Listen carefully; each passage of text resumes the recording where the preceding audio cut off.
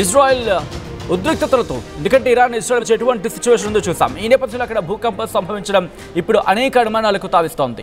ఉత్తర ఇరాన్లోని సెమ్నాన్లో భూప్రకంపనలు సంభవించాయి. Richter స్కేల్పై భూకంప తీవ్రత 5.2గా నమోదైంది. సెమ్నాన్ స్పేస్ సెంటర్ మిసైల్ కాంప్లెక్స్కు దగ్గరలో ఈ భూకంపం సంభవించింది. ఇరాన్ న్యూక్లియర్ టెస్ట్ వల్లే భూకంపం సంభవించింది అనే అనుమానాలు ఇప్పుడు వ్యక్తమవుతున్నాయి. మరి ముఖ్యంగా 2 నెలలుగా సెమ్నాన్ ఏరియాలో ఈ ప్రకంపనలు సంభవించడం ప్రస్తుతం ఆందోళనకరంగా ఉంది.